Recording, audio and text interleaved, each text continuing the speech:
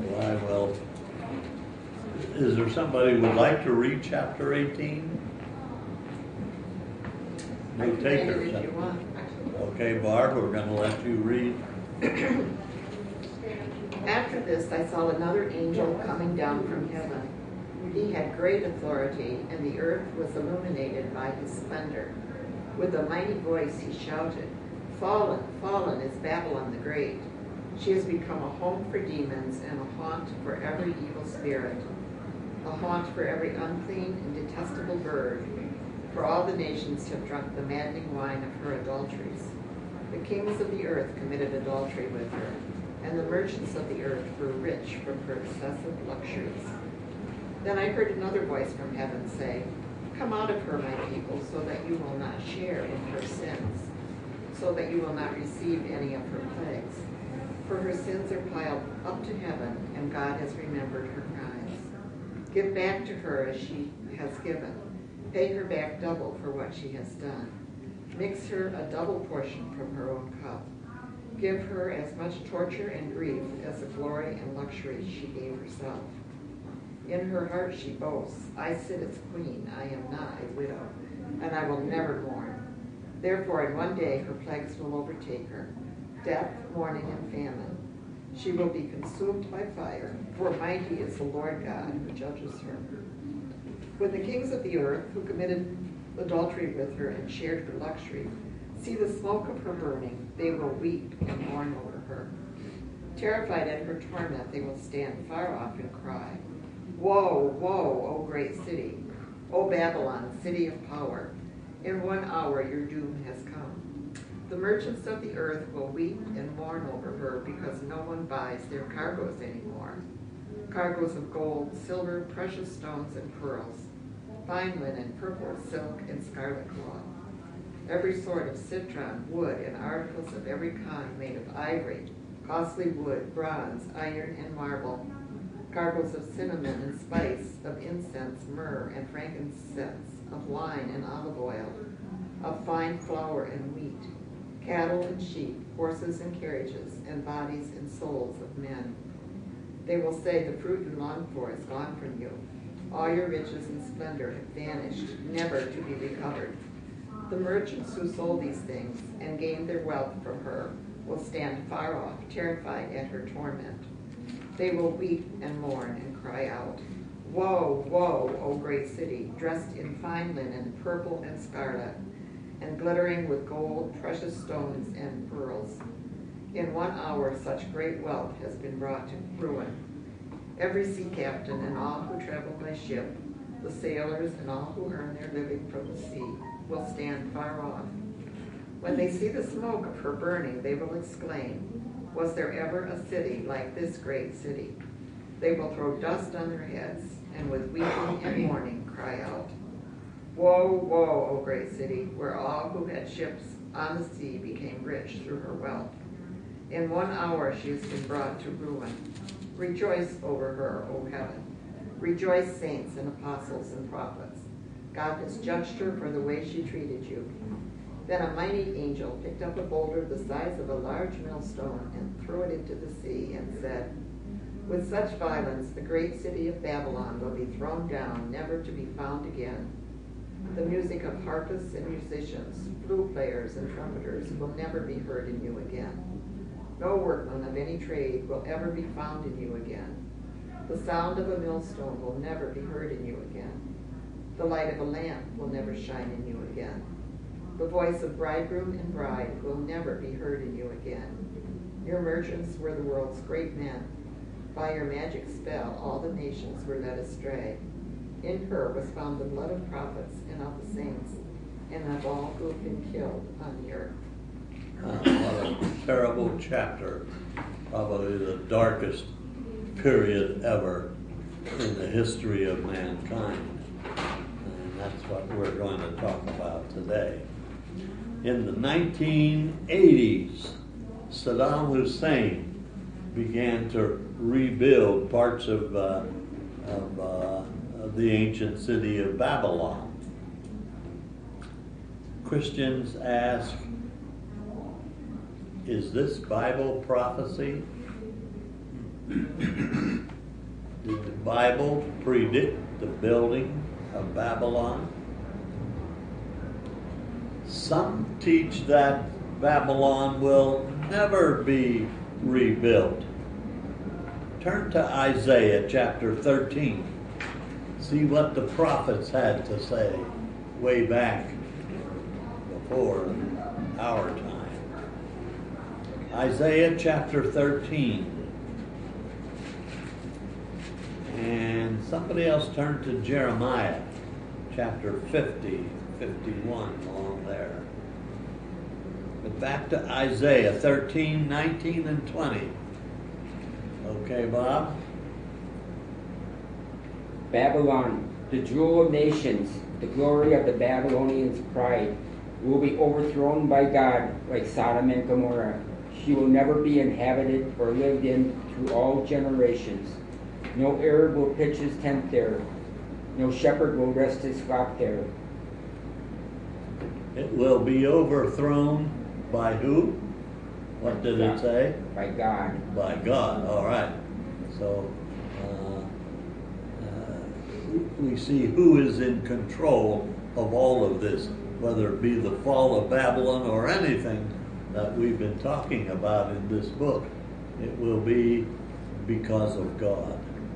He is still in control of the nations, and especially here at the end, the nation of Babylon. That's true. After Alexander the Great conquered the world, he wanted to put his capital in Babylon, and he started to clear away some of the debris, but then he died at a very young age. Yeah, he did. And now Nebuchadnezzar tried to do the same thing. He was going to rebuild Babylon, and then that started the Persians. The Persian Gulf War, and that shortly thereafter Nebuchadnezzar ends up dead. God is in control of the nations, whether they are being torn down like Babylon, or whether they are being used by God like the Medo-Persians or the Greeks or the whatever. God uses other nations to bring about his purpose. How about Jeremiah? Somebody been to Jeremiah chapter 50? We're talking about the same thing here.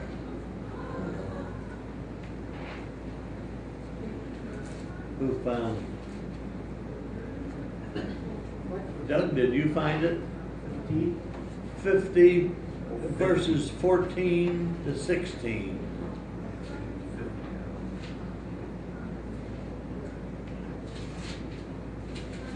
Okay. Take up your positions around Babylon. All you who draw the bow, shoot at her. Spare no arrows, for she has sinned against the Lord. Shout against her on every side. She surrenders. Her towers fall. Her walls are torn down. Since this is the vengeance of the Lord, take vengeance on her. Do to her as she has done to others. We're going to hear those same words. Do to her as double when it comes to Revelation. Now, did you save your place there? Turn over to Jeremiah 51, the next chapter, and read verse 26.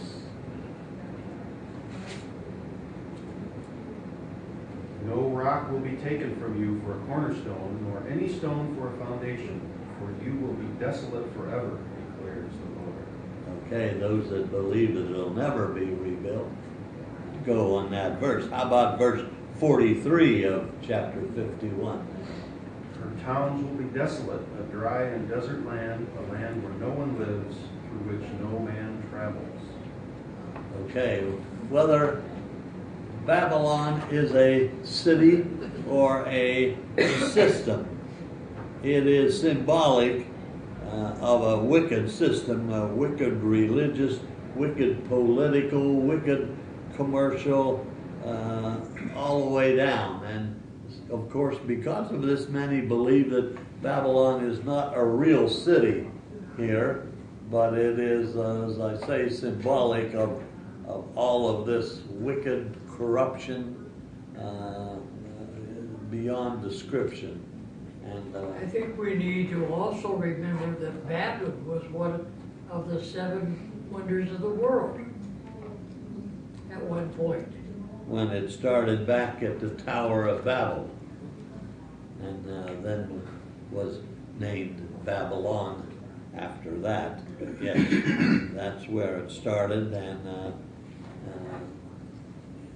Babylon, whether it be a city or a religious system or whatever, either way, Babylon seems to be the seat or the capital city or whatever of Satan himself, and of all his demons and whatever. And so it's an evil place, whatever you believe.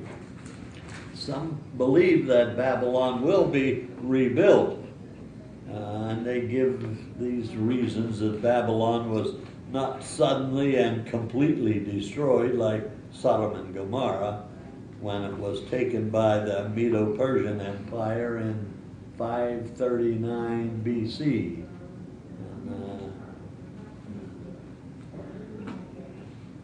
Some, of course, believe that the stones from the old Babylon are being used to rebuild Babylon even as we speak. In 1 Peter chapter 5, verse 13, said, "She who is in Babylon, chosen together with you, sends you her greetings, and so does my son Mark." Babylon here is referred to as Rome, isn't it? Yes. Well, Babylon is referred to many times in different ways, as a city, as a religious system, as a lot of different things. But mostly all, when you refer to Babylon, it's referring to an evil city or an evil setup, an evil system, whatever. I think we also have to think of it as a commercial center. It was a very commercial center, and it speaks about that more in this chapter, very much, that it was. Will it be in the end? Will it be rebuilt? Will it be a commercial center? All of these questions we ask. These unfulfilled prophecies seem to indicate that Babylon will be rebuilt with a commercial system that will operate on a worldwide basis. So if Babylon is rebuilt, apparently it will be a very important place. It will be the center of commercial, industrial, political, spiritual, all of that. The spiritual part will be the evil part. To rebuild a city like Babylon would take Years. Generation, yes. Yeah. And, If you believe that Christ's coming is soon, imminent. then that's totally impossible. Yes, right. And we change our minds on the second coming of Christ daily or monthly or whatever, but the opinions of when he was coming. A month or two ago, there were many people that thought in our political system in the United States that the end was coming soon, and the way things were going, it would be sooner. And then we have, what's his name, Trump was elected president, and things are changing so that now we think that it may last a little longer before Christ comes back. And on the other hand, God changes things in a hurry someday, so, So does Trump. yeah, so does Trump. And So, on the map you gave us, Yes. where is Babylon? okay, Babylon is, does it show the rivers on that map? This is the river, and it's right In there? Okay. So that's why it was a training place, because it was right next to the river. Well, Right. now, if Babylon was rebuilt, then all of this commercial activity and political activity, as in one of the greatest cities in the whole world, it's not along the ocean or places where the ACF. sea commerce would work. Now, here's another thought. Are there other cities in the world that would qualify for these qualifications of being a great city, merchants, sees everything? Perhaps Babylon is only descriptive of another city. There are a number of cities that would qualify for that. We would think, of course, New York or Los Angeles or one of those cities. But if we go back to when this book was written, the known world at that time, then that shrinks it into another city in that area. So anyhow, we give you all of these things to think about, with sometimes no positive answers, and answers to these questions we probably will never know. If you are one of God's children, you will never know. Whether you believe in the pre-millennial return of Christ, the mid-trib or the post-trib, any of these, the church will be gone by this time, and you'll never know. Verse 1, we better get started here. Verse 1, after these things, in other words, it's a new vision. The angel was given great power or great authority to execute God's judgment on Babylon. And verse 2, although Babylon's destruction is not yet future in God's eyes, it's already accomplished. Now, God in his foreknowledge knows all about you.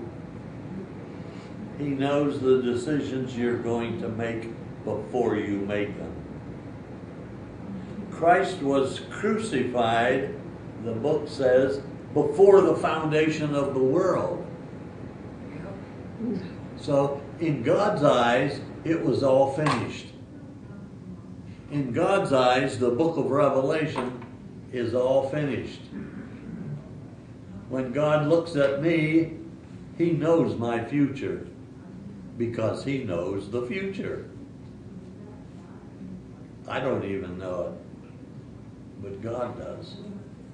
So, in verse 1, it talks about the earth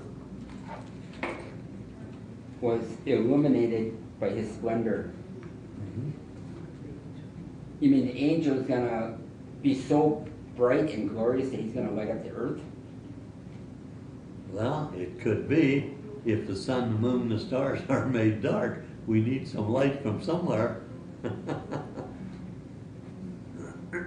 But yes,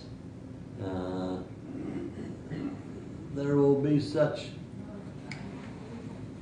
unbelievable, magnificent, beautiful, ugly things happening here that it's hard to describe them. John uses the best words that he can to describe what happens in the book of Revelation.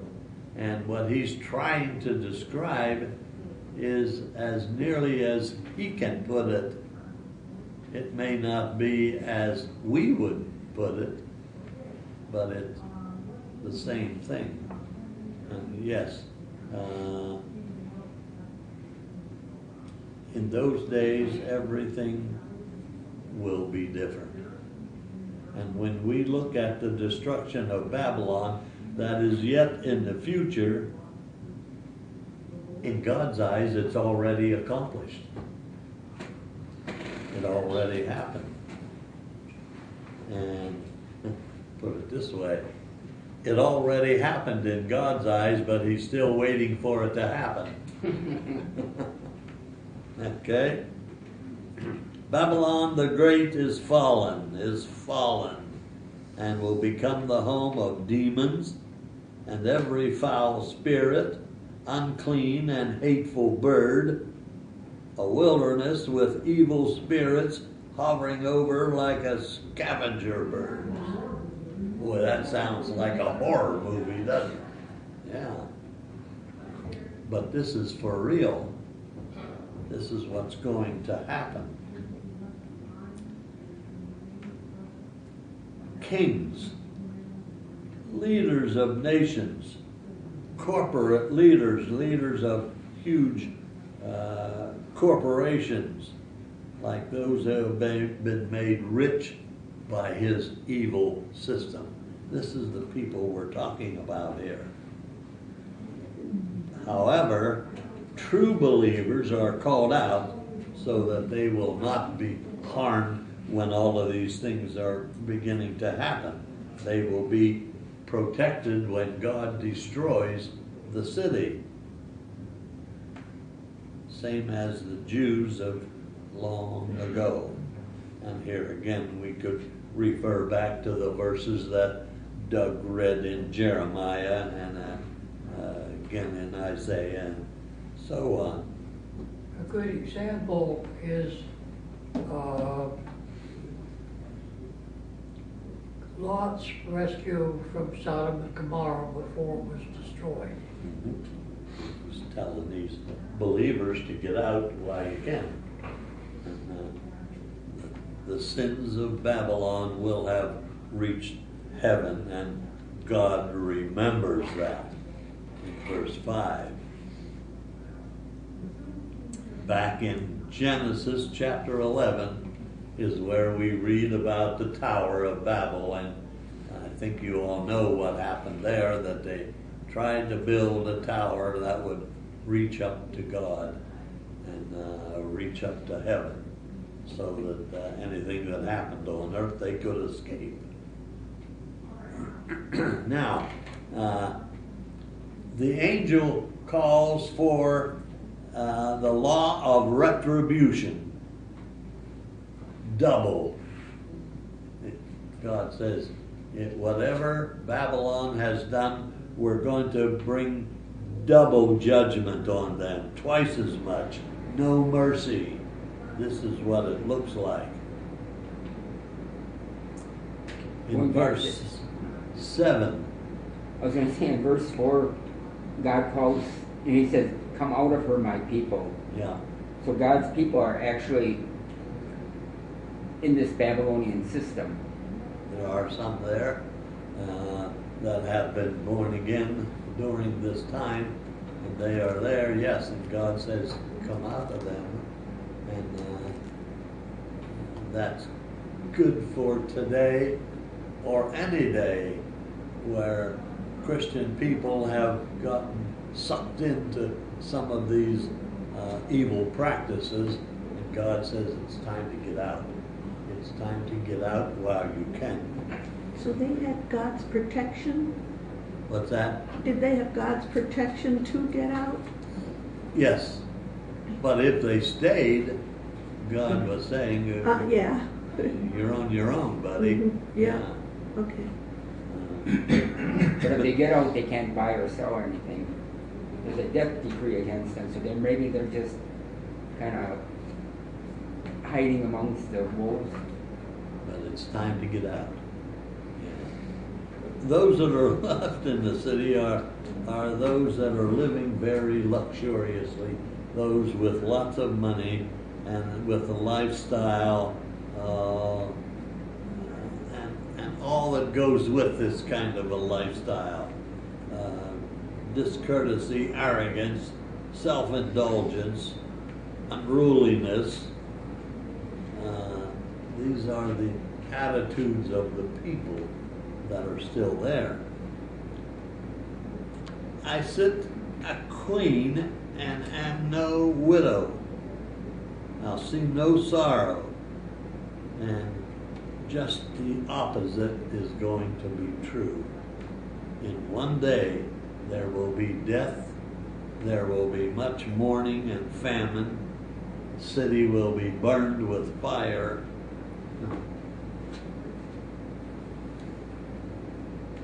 You remember, ancient Babylon was captured on the very night that God prophesied her demise. Daniel chapter 5, you remember the story? The handwriting on the wall. And the king asked Daniel to interpret the handwriting on the wall, and Daniel said, "Mr. King, this is your day. This is the end of the line for you and for Babylon." And that very night, the Medo-Persians came in with their army under the wall and took care of the king.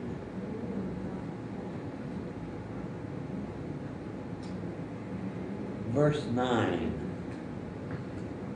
Who will lament when they see all of this happening? And fornication. What is fornication that God is talking about here? That Engaging in her pagan or rituals and stuff. they are interacting with the evil, whatever it might be. And this was having fornication with them. They should be married to God and serving Him, but they were committing fornication with the evil spirits and the evil system of the day in this city. In verse 10, the kings will wring their hands and they'll cry out because of their loss of power. They will be guilty. They will have no security at that time because Babylon is falling. You go back to, here the kings of the earth mourn over her, but you go back to the last chapter, verse 16, the beast and the 10 horns you saw will hate the prostitute. So it's these 10 horns or 10 kings that are going to hate the prostitute, and they're actually going to leave her naked, they're going to eat her flesh, and they're going to burn her with fire. The 10 nations are the ones that really hate her, but it seems like the rest of the world mourns over her. Well, at that time, or the time we're talking about here, the nations or the kings of the earth will have had it with all of this destruction that's going on and judgments that God has sent upon the earth. When all of that has happened, it's just like the people in a country. After things are bad for so long, they've had it and they're ready to revolt or vote in a new government or whatever. I think these people, these kings, have had it with this Antichrist and the system that hasn't done them any good. The merchants, they have no business anymore. The city has fallen apart. It's in dismay. no wonder they've had it and they're ready to rebel against Babylon. And in verse 12 and 13, everything that we've talked about, these rich merchants, this system, it's gone. In 1 hour, it's gone. And you remember, well, some of you do and some of you don't, in World War II, when they dropped the bomb on Japan, in 1 hour or less than 1 hour, in an instant almost, the city was gone.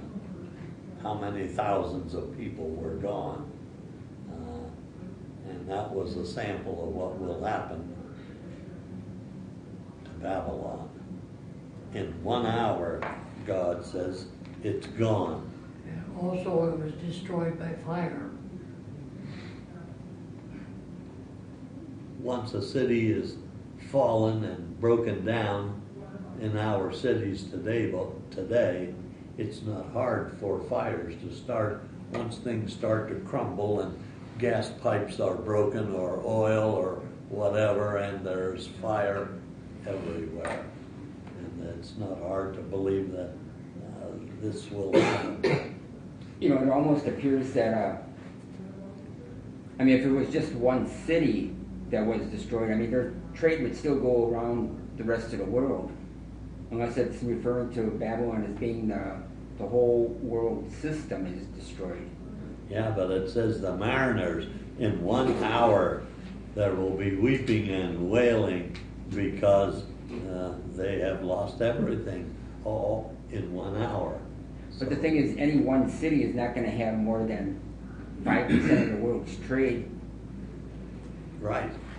So so we lost 5% of our trade. It's bad, but it's not like it's the end of the world. So you're talking about a world system rather than a city. Yes. Because if it was just one city, maybe 2% of the trade they take. Even New York City, how much trade do they take when you look at the whole world? Do they take in 2%? So even if the city like New York fell, it's not going to affect it's going to affect some merchants, but it's not going to be the end of the world for most of them. Okay, now, if some of you believe, as Bob, that it's a system, if some of you believe that it's just a city, let me give you a clue. You're both right. You're both right. Either way. Those mariners, it's illegal to whale in. Whaling?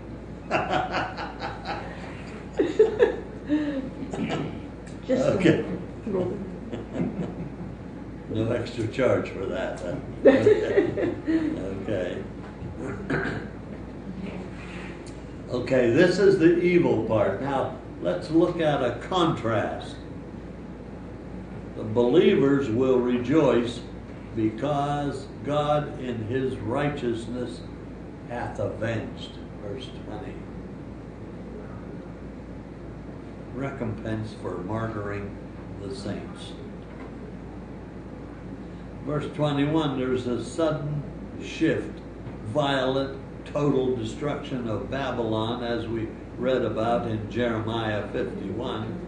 But the angel assures the world that Babylon shall be found no more at all. And this seems to indicate that Babylon will never be rebuilt. No more. How many times in this chapter have we read no more? 7 times. In this chapter, there's no more. No more Babylon. Sounds of life, no more when God destroys Babylon. This will be total destruction like Sodom and Gomorrah. When God sent fire and brimstone down on Sodom and Gomorrah, he will destroy Babylon the same way. Well, maybe not with fire and brimstone, but he will destroy it completely.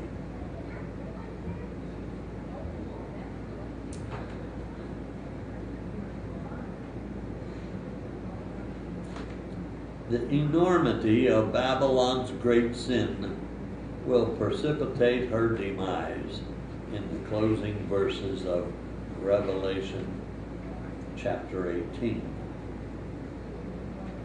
This demonic influence is threaded all through the scripture, from Genesis all the way through to Revelation here, touching every major area of human existence.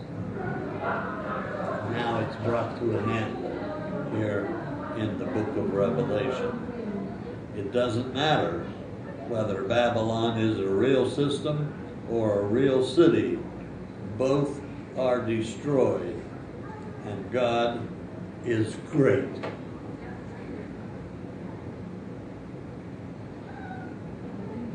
And while you're digesting that, think. The best things in life are not things. Questions? Whether we can answer them or not, it would take questions. Okay, verse 23. By your magic spells, all the nations were led astray.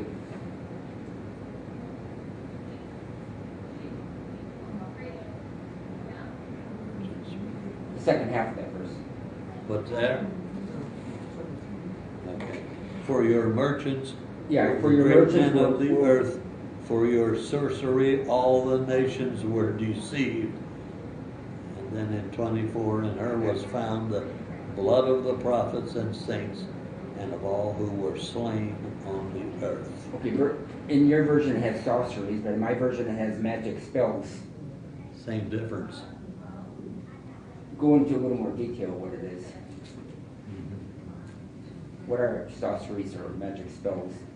I think of a magic spell as a spell that some witch put on somebody else.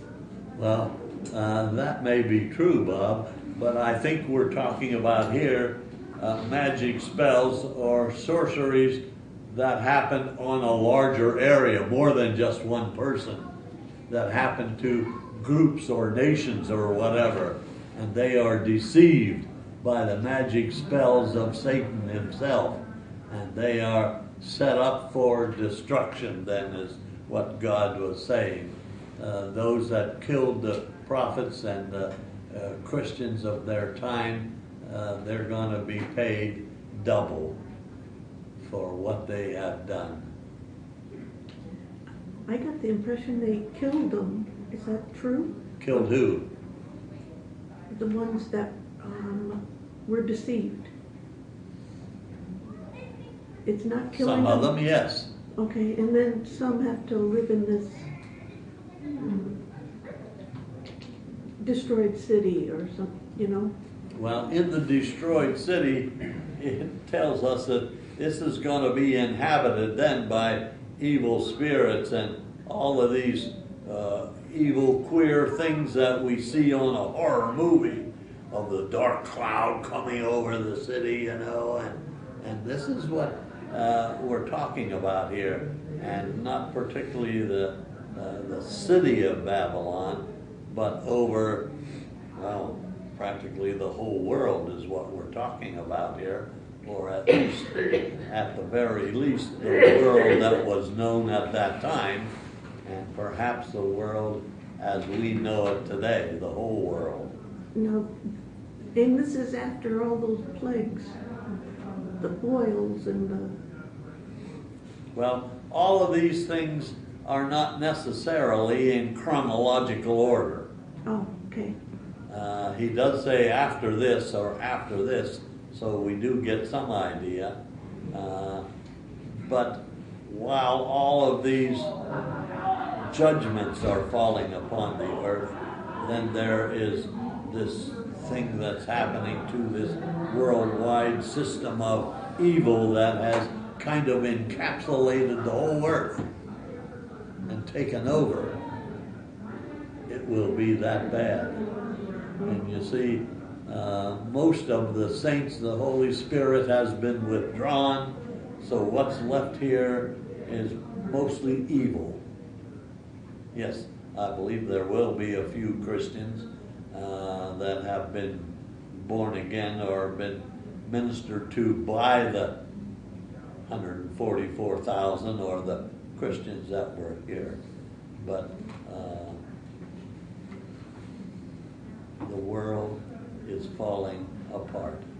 It's being, in the process of falling apart, it's being remade, in my opinion, for the millennial system that we're going to start talking about next week. And, So there's a happily ever after. there is a hereafter. Happily, yeah. Happily ever after, yes. Maybe it's not such a, this sorcery, maybe it's not such a, like you described it as a horror movie, because Satan himself masquerades as an angel of light. Maybe with his magic spells or whatever, he portrays himself as the angel of light. Well, sure, yes, I believe that. So maybe it's not as, to us it's very dark, but to them it might be. Because they bought into it. Yes. And then to them, it's not that bad until it comes to the end when they're finished. But to us, yes, it's to me anyhow, it's bad news. You know, the city of, you know, when you go back to the Tower of Babel, they, the people wanted to, you know, make a name for themselves. They wanted this tower. They had one world government at that time, and the tower was going to be the very center of the world empire. It wasn't a very big world at that time either. No, it wasn't. You know, people came off the ark. They settled in the Middle East there, and the population of the earth was relatively small at that time. And you know, God did not want that, so He even broke up their languages. Yeah. And now the world is trying to unite again. And when you look at, when they did it the first time, God was very displeased with it. Now we're trying to unite again, so I can see how God would be very displeased with it. What are they uniting for or against? They're not uniting to get together to make a one world government or something. They're uniting together against God.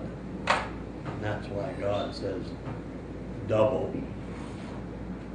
Give them back double for what they've done. Do you think the United Nations is going to play a big part in events of the foreseeable future? I couldn't tell you.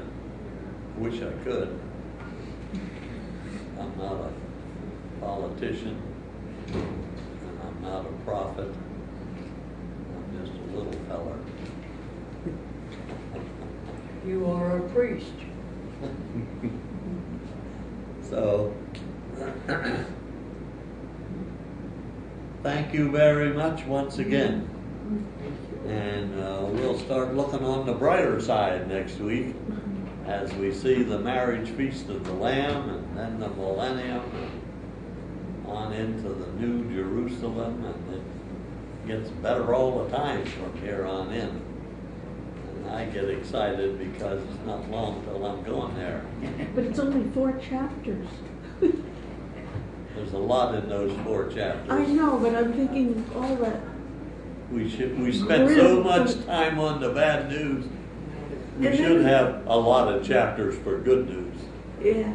Well, we could spread that out, you know. Oh, no, I didn't mean that. I meant John saw lots of wreck and ruin and plagues, and then at the end, you know.